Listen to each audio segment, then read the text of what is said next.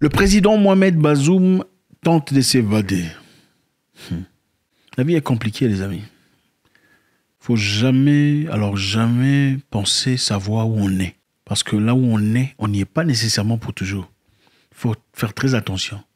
Là où vous pensez être dans la vie ne veut pas essentiellement dire que vous y êtes pour toujours. Voilà pourquoi il faut respecter les gens. Voilà pourquoi il faut continuellement chercher des moyens alternatifs de vie. Parce qu'on ne sait jamais. Imaginez-vous un Mohamed Bazoum, il y a de cela 1 an ou 2 ans, dans toute sa grandeur, sa splendeur, dans sa famille et toute la richesse qui bordait sa maison. Aurait-il pu imaginer ou s'imaginer simplement une seule seconde qu'un jour il serait en train de tenter de sauter le mur pour s'enfuir après être retenu pendant des semaines? La vie est compliquée. Donc la nouvelle est tombée tard. Oui, M. Bazoum a essayé de s'évader. Il est détenu depuis un temps. La nouvelle est tombée tard, jeudi soir. D'abord, on va faire ça pour commencer. Vous savez, avec beaucoup de plaisir. On fait ça, c'est fait déjà. Merci. Le président déchu Mohamed Bazoum a tenté de s'évader. Mais en vain. Jeudi, autour de 3 heures du matin, le président déchu Mohamed Bazoum, accompagné de sa famille, ses 2 cuisiniers. 2 cuisiniers. Ok. C'est une belle vie, hein. Même en détention, on a 2 cuisiniers. C'est une belle vie quand même, hein, il faudrait le dire. Je pense que quand on te fait souffrir, vraiment, on n'a pas besoin de te donner 2 cuisiniers, n'est-ce pas? N'est-ce pas ou pas? Attendez, bon, c'est vrai, on ne peut pas dire qu'on sait exactement ce qui se passe là-bas. On espère bien que la moralité que l'on voit, qui se reflète à la télévision de la part des dirigeants au Niger, et la même moralité qui est appliquée en cachette, c'est-à-dire dans un coin entre 4 murs avec M. Bazoum, qui évidemment aussi mérite d'être considéré, d'être respecté. Après tout, c'est un ex-président et aussi un être humain qui mérite les choses les plus élémentaires, le respect, la cohérence, l'acceptation, la sympathie, l'empathie et tout le bazar. Ok? Donc, M. Bazoum avec ses 2 cuisiniers, 2 éléments de sécurité, ont tenté de s'évader de son lieu de détention. Selon le porte-parole du régime, colonel-major Amadou Abdrahman, qui a précisé que ces tentatives avaient échoué et que les principaux auteurs et certains de leurs complices avaient été arrêtés. Intéressant. Le plan d'évasion de M. Bazoum visait d'abord à l'emmener dans un lieu, c'est-à-dire dans une planque en périphérie de Niamey, en dehors de Niamey, avant d'emprunter les hélicoptères appartenant à une puissance étrangère. C'est quelle puissance étrangère? Il faut dire la vérité, c'est quoi? C'est la France, peut-être? Les hélicoptères de qui? Les hélicoptères des Africains viendraient au Niger au risque d'être abattus? Est-ce qu'ils prendraient ce risque-là? Je ne sais pas, je me demande. On spécule jusque-là. Hélicoptères appartenant à une puissance étrangère en direction du Nigeria. Ça pourrait être qui? Point d'interrogation. M. Bazoum est déchu depuis le 26 juillet. Nous savons, par évidemment une brochette des gens compétents, des gens de sa sécurité ont pris les serres du pays, la direction du pays. Parce que, pourquoi? Il faut comprendre, parce que clairement, quand on a marre, on en a marre. Okay? À un moment donné, certaines personnes, malheureusement, dans certains pays, les gens ont assez de courage pour se lever contre leur gouvernement quand le gouvernement ne respecte plus le peuple. Dans certains pays, les gens ont assez de courage pour se lever contre leur gouvernement quand le gouvernement ne respecte plus le peuple. Les membres du gouvernement ne doivent jamais oublier que c'est le peuple, le chef. Autant on peut te glorifier chef, le chef de l'État. Vous n'êtes pas invincible. Vous n'êtes pas intouchable. Personne n'est intouchable. Il y a un temps pour tout le monde. Que vous le vouliez ou pas, regardez dans l'histoire.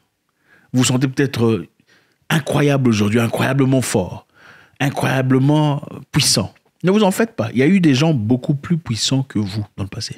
Regardez dans le passé. Bokassa, l'empereur, il est où?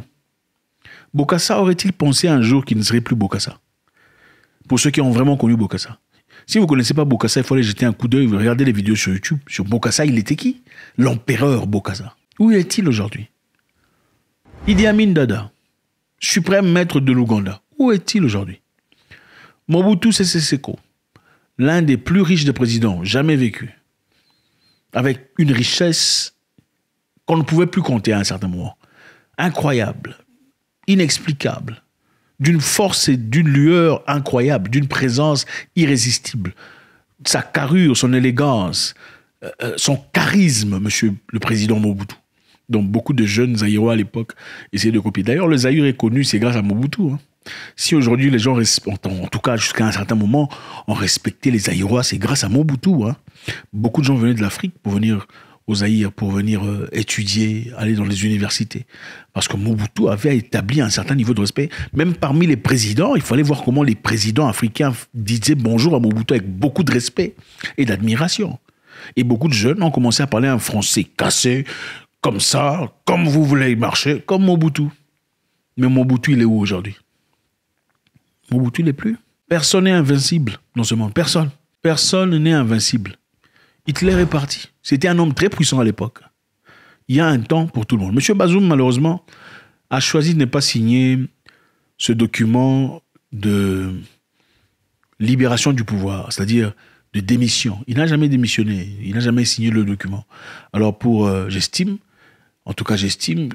pour mesure de sécurité, on a décidé de le garder en détention pour pas qu'il se libère ou obtienne des soutiens venant de l'étranger. Je vous rappelle ici que les membres du gouvernement du Niger sont partis aux Nations Unies il y a quelques semaines. Partis aux Nations Unies comme toute autre nation pour aller se représenter, s'exprimer et tout le reste. Mais l'accès leur a été refusé. L'accès leur a été refusé.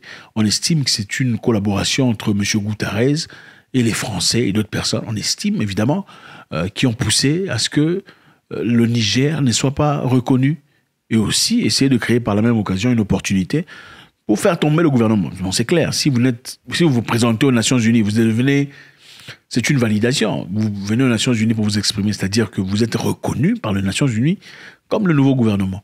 Pour freiner, aussi pas ralentir carrément ce processus, on a choisi, OK, il ne faut pas les laisser entrer. Mais au même temps, au même moment, il y a un autre pays africain où il y a eu un coup d'État, on a laissé quand même les gens passer, parler, s'exprimer. Il faut être juste, rien contre ce pays du tout. Mais la réalité est très claire. S'il y a eu coup d'État ici, on applique certaines histoires. Il faudrait appliquer les mêmes histoires dans notre pays, n'est-ce pas? C'est ça être juste, n'est-ce pas? C'est bien ça. Mohamed Bazoum a été déchu. Le Niger est un pays riche, en tout cas sur le plan minéral. Beaucoup d'uranium, beaucoup de capacités d'énergie, mais malheureusement, on voit un pays qui n'a pas de courant. Avec l'uranium qu'on a au Niger, la France en profite. La France transforme cet uranium en courant, en électricité, que la France revend dans beaucoup de pays européens. La France se sert de l'uranium nigérien pour une grande capacité de son énergie et aussi pour produire du courant pour certains pays à qui la France vend en Europe. Pendant ce temps, les peuples nigériens n'ont pas de courant. Comment vous expliquez ça? Mais M. Macron pouvait se présenter en public disant il soutient M. Bazoum qui est d'une tribu ou d'une ethnie, tout ça là. Avec beaucoup de clarté que la France condamne absolument, avec la plus grande fermeté, ce coup d'État militaire contre un dirigeant démocratiquement élu, courageux, et qui fait pour son pays les réformes et les investissements dont il a besoin. C'était vraiment quoi l'objectif? C'est parce qu'il y avait des vrais intérêts. L'intérêt, c'était pas seulement M. Bazoum lui-même. S'ils étaient prêts à mettre ces armées ensemble, c'est-à-dire la CEDEAO se mettre ensemble pour envoyer des militaires, vous avez vu le degré d'intimidation? Dernier intimidation, comment il disait ça? Dernier avertissement. Nous allons plus discuter. Mais il faut mettre la vidéo là quand le monsieur l'a parlé. I tell you, we are ready to go anytime the order is given. The D-Day is also decided, which we are not going to disclose. There will be no more meetings of the chiefs of defense staff.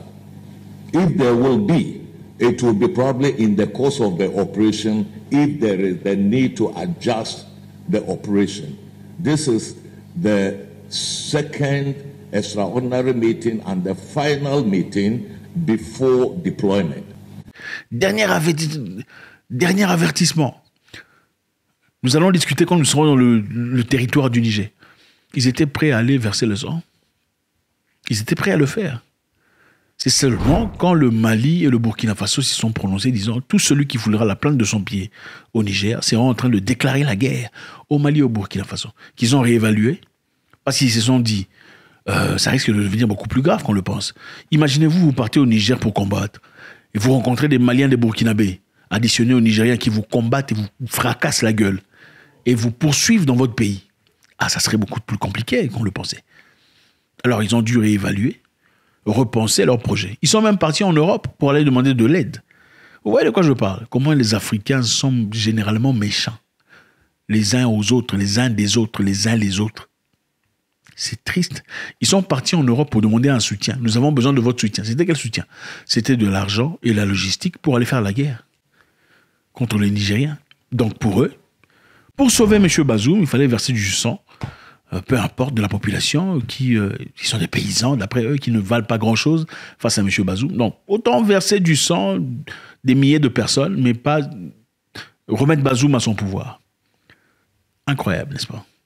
On a demandé à l'ambassadeur français de se présenter pour discussion. Tout avait bien commencé, il faut le dire. Okay? Quand ils ont pris le pouvoir au Niger, tout a bien commencé. Il y avait le respect. Venez, on va discuter. L'ambassadeur français a refusé de le faire. Par dédain et mépris. Okay? Comme ils le font très bien. Oui. Par dédain et mépris. Refus d'obtempérer. Refus de se prononcer. Refus de reconnaissance. On lui a dit, monsieur, prenez vos clics et vos claques, barrez-vous. Alors là, le Quai d'Orsay réplique, disant, vous n'avez aucune autorité, aucune compétence de demander à notre ambassadeur de quitter le pays. Vous n'avez aucune légitimité. Bon, curieusement, est-ce à vous ou avez-vous l'autorité depuis quand d'estimer notre légitimité? Si dans notre pays, on décide de changer de président, en quoi est-ce que vous avez la capacité ou l'autorité de déterminer ou d'établir notre légitimité? C'est un manque total de respect. Et face à ça, au lieu de s'humilier, M. Macron s'est présenté et dit « Nous n'allons pas quitter le Niger. On va vous montrer, on va rester là en soutien. » Et je pense qu'il s'attendait. Vous savez, généralement, on s'attend à ce que les Africains give up. Les Africains abandonnent très vite. Okay, bon, on ne peut pas blâmer les gens qui pensent ça, parce que généralement, c'est comme ça. Il y a récemment, je me souviens, je ne sais pas si vous vous en souvenez, dans quelques pays de l'Afrique de l'Ouest, les gens étaient fâchés contre des entreprises françaises, des entreprises de télécommunications, n'est-ce pas? Parce qu'apparemment, le prix était exorbitant. Même en France, les prix qu'ils demandent, ce n'est pas les prix qu'on demande en Afrique de l'Ouest. C'est vraiment bizarre, non? Vous quittez. Ils quittent la France avec leurs entreprises, ils viennent en Afrique pour demander cher. Mais en France, c'est pas comme ça. Donc, ils font le maximum de gains en Afrique, pendant qu'en France, les gens sont épargnés. Les Africains de quelques pays se sont levés pour essayer de combattre cette histoire, disant c'est injuste, dans l'objectif de boycotter, dans l'espoir, évidemment, que ces entreprises de télécommunications renversent la vapeur, disant OK, on va réduire les prix. Les gens étaient incapables de le faire. Même pendant une seule journée, fermer le téléphone a été incapable. Généralement, c'est ça. Nous sommes incapables de nous mettre ensemble pour une cause positive. Il y a toujours des lâches qui ne peuvent pas se tenir debout. Résister, éteindre le téléphone. Et moi, j'estime, s'ils auraient pu faire ça pendant une seule journée, et que 95%, seulement 95% ou 80% de la population aurait éteint leur téléphone, ça aurait été une perte incroyable, inestimable. Et certainement, cela aurait porté des fruits. Mais ça n'a pas été le cas. Parce que, bon, il y a toujours des gens là qui sont là. Tu penses que c'est toi qui vas changer les choses? Tu sais, il y a combien de gens qui ont allumé les téléphones? Il y a toujours des imbéciles comme ça. C'est pourquoi moi, je n'ai pas de nation. Ma nation, on ne peut pas imposer une nation. Ma nation, ce sont les gens que je rencontre. Parce que voilà, je ne suis pas dans le nationalisme frénétique qui rend les gens fous. D'ailleurs, il y a un philosophe qui en parle très clairement. Quand tu deviens nationaliste dans une frénésie obscure, engorgée de bois et de salive, vous devenez un malade mental. Encore une fois, M. Bazoum a tenté de fuir, de quitter la maison où on l'a arrêté. Son avocat va porter plainte. Il se plaint. Je pense qu'il va porter plainte demain, ou c'est pas encore déjà fait, j'estime. Ça dépend de là où on suit, ou le moment où vous suivez la vidéo. Peut-être que c'est déjà fait. Disant que son arrestation est illégale et inacceptable.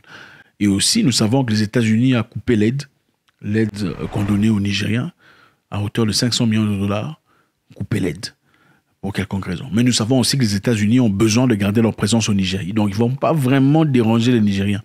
Ils ont besoin de leur présence sur les terres nigériennes. Pourquoi? Parce que ça leur permet de garder une présence physique autour de cette région. Ils ont besoin d'aller voir un tout petit peu ce qui se passe en République centrafricaine. Oui, c'est important. Là où stationnent beaucoup des militaires russes. Ils ont besoin d'aller jeter un coup d'œil en Somalie pour voir comment ça se passe là-bas avec El-Shabaab. Donc, ce territoire nigérien est très important pour eux. Voilà la raison pour laquelle, d'ailleurs, Nuland, Madame Nuland, Victoria Nuland, n'a pas fait beaucoup de bruit. Ils n'ont pas été très agressifs à l'égard des Nigériens. Parce que c'est de la part de leur intérêt de garder une bonne correspondance avec les Nigériens. OK. Faites-moi savoir ce que vous en pensez. Monsieur Bazoum, il en a marre. Est-ce qu'il faudrait le laisser partir? Monsieur Bazoum. Quels sont les risques de laisser Monsieur Bazoum partir sans avoir signé le document disant qu'il démissionne? Parce qu'il ne l'a pas fait. Évidemment, on lui a accordé une opportunité de toujours pouvoir discuter au téléphone avec des gens extérieurs. Donc, s'il a pu synchroniser cette histoire, c'est parce qu'il a coopéré, collaboré avec une personne quelque part. Bon, moi, je me demande aussi, si vous donnez accès au téléphone à une personne à cet état-là, j'estimerais qu'il y ait quand même un moyen de pouvoir écouter ce qu'il dit, n'est-ce pas? Hein, ou comment? Vous allez donner un téléphone à une personne sans avoir la capacité de savoir exactement ce qu'il dit. Enfin, je ne sais pas. J'estime que c'est comme ça que ça devrait fonctionner. On dit que M. Bazoum vient de publier quelque chose, on vient de publier chez New York Times. Donc, il a eu le temps d'écrire quelque chose depuis sa détention qui sera publié au New York Times, ou déjà publié, dépendamment du moment où vous suivez la vidéo. C'est très intéressant de voir. Donc, il peut synchroniser avec des gens à l'extérieur du pays, tout en étant en détention. Il y a quelque chose, quelque part. Je ne sais pas si vous le sentez. Merci infiniment, faites-moi savoir ce que vous en pensez, c'est toujours un grand plaisir. Votre contribution est très nécessaire. Faites-le. God bless.